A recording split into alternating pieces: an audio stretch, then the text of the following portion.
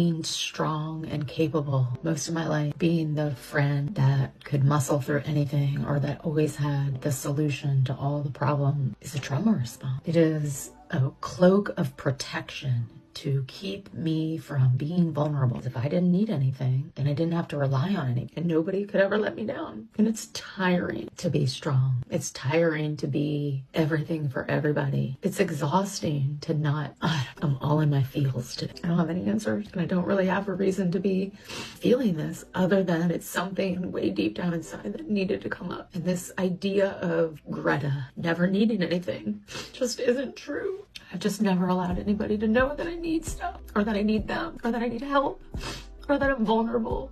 I just never felt worthy of receiving. I meant to sit down and do a get ready with me, and I guess this is my getting ready. Feminism made women think they could become Wonder Woman and deal with everything themselves. Then, as soon as things get tough, they break down and cry. Poor baby, you're so tired. Listen, I am all about being a strong, independent woman. I have built all the pieces of furniture in my new lovely apartment, mainly because I'm impatient as hell, so I'm not gonna wait on anybody else to do it. But I'm tired.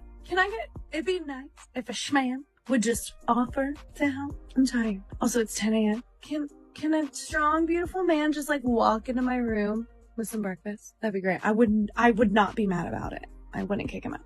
You are on your own, I'm afraid. Do you see men making videos about how they need a woman to come cook and clean for them? If a man did this, he would be called a misogynist.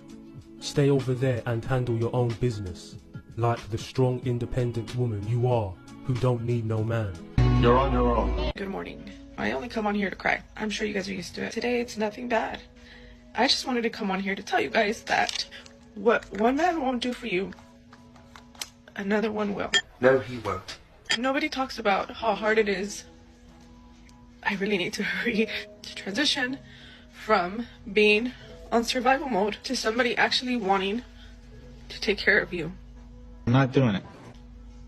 It's not that easy to let somebody do that for you, especially when you've been used to having to take care of yourself. Being the one that has to take care of everything in a crisis, to somebody being like, I got you.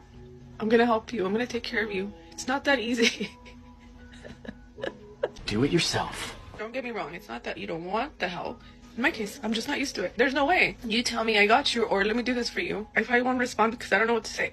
I don't know what to do in that case, and that is my problem right now. She has a pill problem.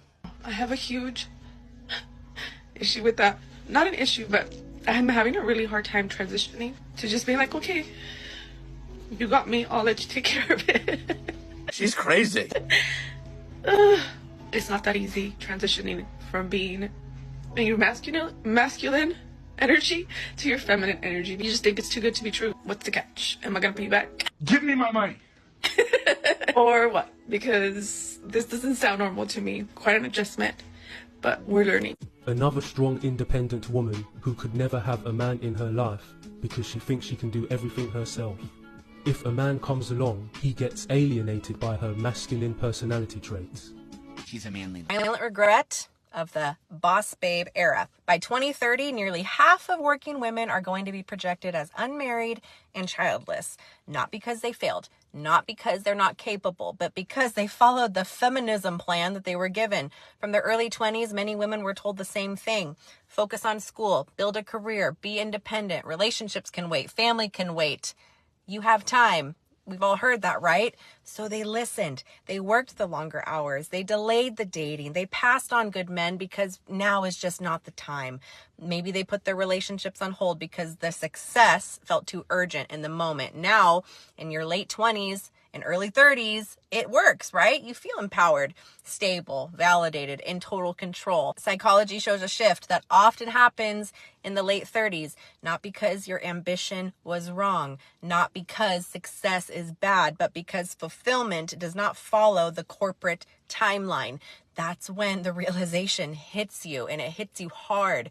I've been grinding since my early 20s. I did everything right. I have security. I'm financially stable. And I'm alone. And this is the part that doesn't really get talked about that much. Achievement gives dopamine, right? It's short term. It eventually fades, but connection creates meaning, and meaning lasts. And there's decades of research that show after basic financial stability, more money stops increasing long-term happiness. What does predict life satisfaction is close relationships, partnership, family, and a shared purpose. But biology doesn't negotiate with culture. Attachment does not wait forever, and men who want families don't pause their lives indefinitely. That's why this warning doesn't land at 30. The cost doesn't show up right away. It shows up later, and sometimes when it's too late. This is not anti-career. It is sure as hell not anti-independence, and I am not shaming women. I'm just telling the truth here, okay? You can build success. You can build wealth. You can build power. Just do not let anybody convince you that everything can be postponed without consequence, because that's not true. Some doors close to punish you. They close because time moves forward. You still have time, just not as much as you were told. Bree the Womanican, okay? She got extremely candid about where she is at in life, and I think it is a appropriate opportunity to be able to dissect based off of the lessons learned. I've been single for 6 years, and I spend about 6 out of 7 days a week completely alone. Looking around at my life, I'm working like, at ice cream. Am I a loser? Now, okay. Loserdom is pretty subjective. Loserdom?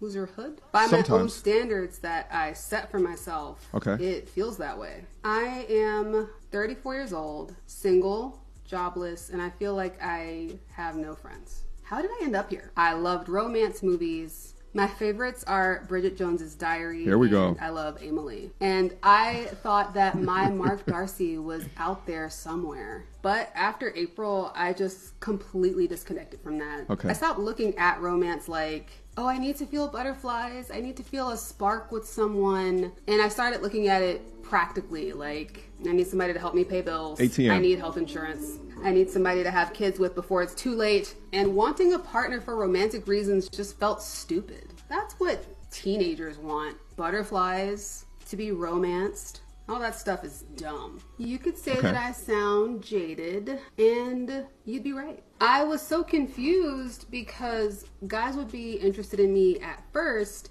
and then they would romantically ghost me. They'd start treating me like I was just an acquaintance. Here we go. And sometimes I would ask them directly, like, hey, what happened? And they would never tell you. I am neurodivergent. I have ADHD. Oh. And one of the things that means is that I don't always pick up on social cues. Yeah. And I need things stated directly. Oh, so no. there was a guy that I liked for a year. He was in a relationship at first. So I just had a crush on him from like afar. And then suddenly he was hanging around me a lot. He was trying to come over. Okay. Was he single? To go places I was going. Everything just kind of seemed so sudden. Okay. And we met up at a party. All right. And because we weren't dating, I danced with another guy. And he completely stopped talking to me after that happened. Relatively sweet is what we can see. Probably super sensitive. But she let us know a couple of things here. Not only is she neurodivergent, ADHD, I don't know if she's inattentive versus hyperactive, but then also she sort of idolized these romantic movies. But women like this are busy consuming like dumbass Sex in the City type content and idolizing the relationships of the behavior within there. And then in reality, they make it to 34 and they're single and alone. To not understand by this tender age why you should not have been dancing with someone who you knew was obviously interested in and you were interested in them is beyond me. A man seeing that and being intensely interested in you, that would be an immediate turn off. Majority of women regret sleeping around and regret being sexually promiscuous or having abortions or sleeping with multiple men before they got married because it affected their marriages and it affected them later in life. The last few days have been super traumatizing for me. My own fault. It's always my fault. But anyway, I didn't know. Well, I guess I did know, but that I would have this really strong reaction physically, trauma reaction to finding out that my estranged husband has been having a new relationship. You can't imagine your husband and your children having a great time without you or with a new woman. And I think the hard part is that because I've been with him for so long, since I was 18, for him to be in a relationship where he is in one and you can't figure it out in your mind. And then it felt like he had died. And I kept getting this sick feeling like he was gone and dead. And I almost wished he was dead. Anyway, this really lovely woman, I cut her hair and do her highlights, and I do her kids' hair and her husband.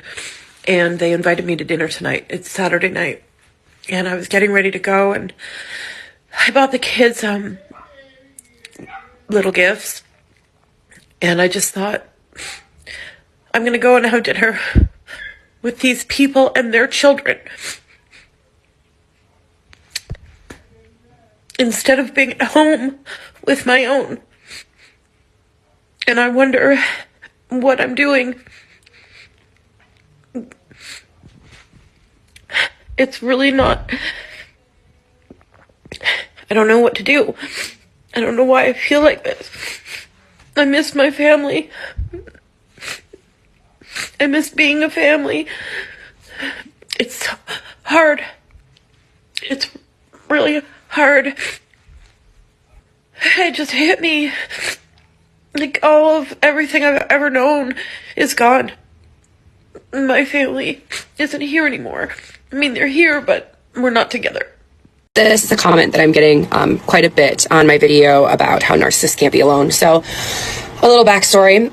I didn't know that my ex-husband was a narcissist. I'd heard other people use that term to explain how he was and who he was, but I did not personally believe it. It wasn't until I went to therapy and my therapist told me that I had just had like key signs of like being a person who was abused by a narcissist. So she told me a few things to get to kind of help myself and to kind of explain his behavior and then ways that I can combat it, so in that way I'm not feeding as his supply anymore. The first one she said, and I'm still reading it because it's pretty large, is Becoming the Narcissist Nightmare. This book is so helpful. Screenshot this so you can go and buy it. And then the next book I found online here, and it's this one, It's Not You. And this doctor talks a lot about narcissism and gaslighting, and she's fantastic. So this woman got bored, decided to give up on her family, then open a TikTok account so that she can start sharing her so-called healing journey. What is so disturbing is that almost all these modern therapy sessions push the woman to divorce their husbands. Even when the husband tries to make efforts to save the marriage, it is seen as manipulation because these modern women are already convinced by their therapists to leave their marriages. One thing that I noticed going through a divorce, separation or a breakup, is when your partner is not well, like emotionally, mentally, whatever it may be, and they're trying to get help, and you still have to go through with the breakup or the divorce because it's just too hard. Like you just need a fresh start. And 99.9% of you knows that it's over. It's done. You need to leave. It's done. But there's like that 1% that still has hope. And we put so much weight in that 1% of hope. There's just so much that we ignore the 99%. And when we're grieving, that 1% has so much more power over us. And I just don't understand why. Why is it that so many women, once bold and independent in their 20s, are now full of regret and tears in their 30s and 40s? Why does independence taste bitter when you're eating it alone at an empty dinner table?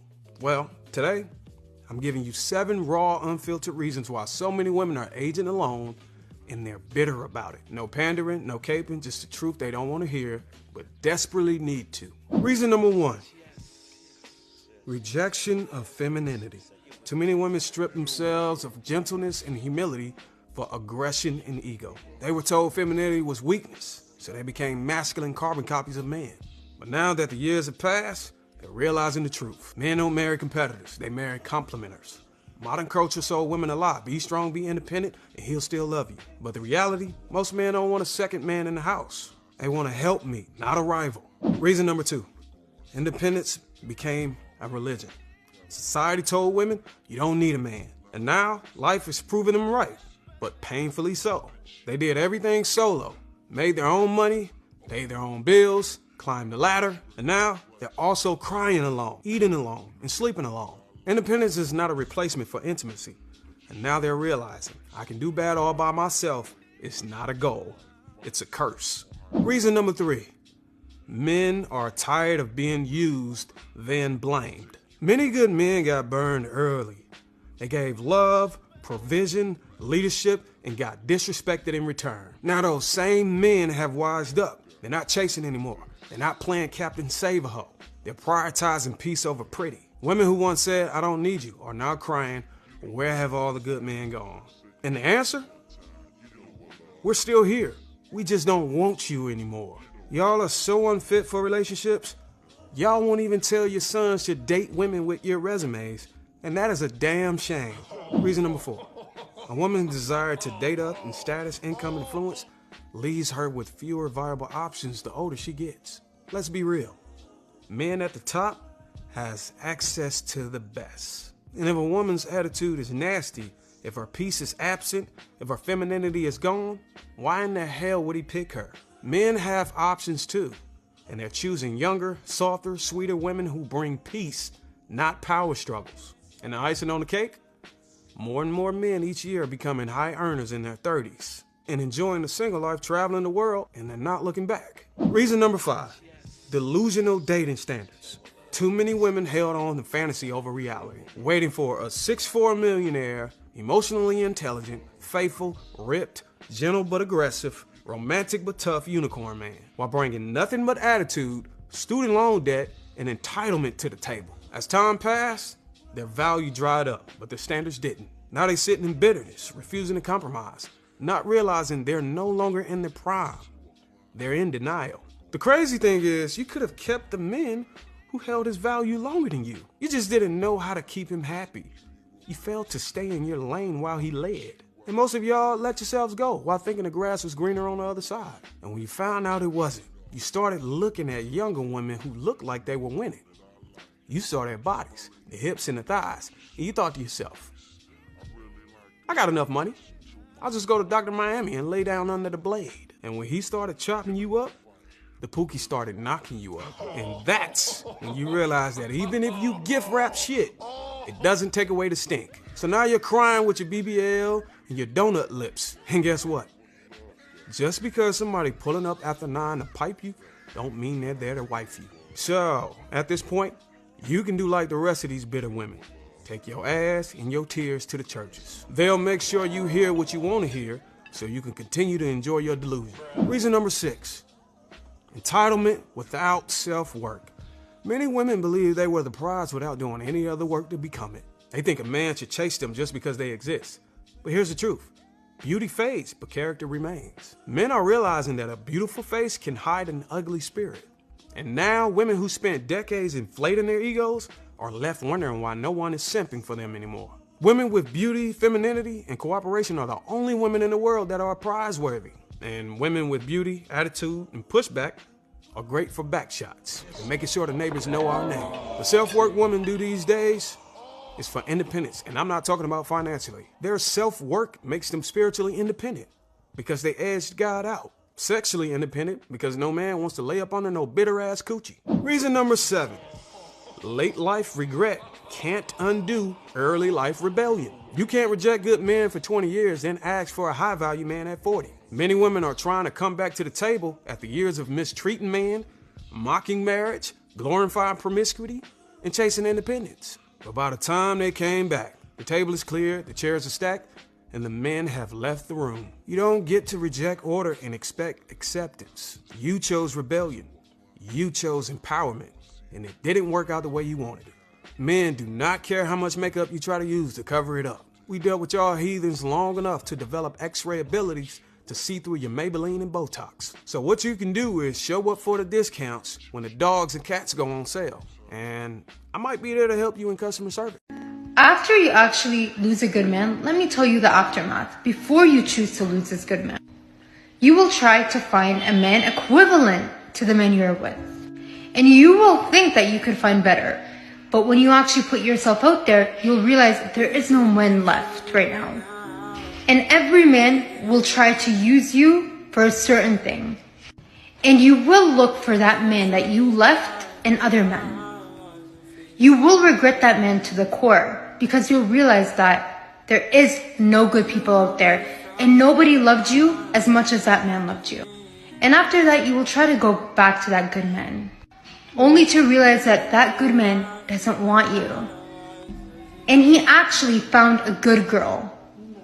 If you have someone good in your life, cherish them. Don't think you could replace them.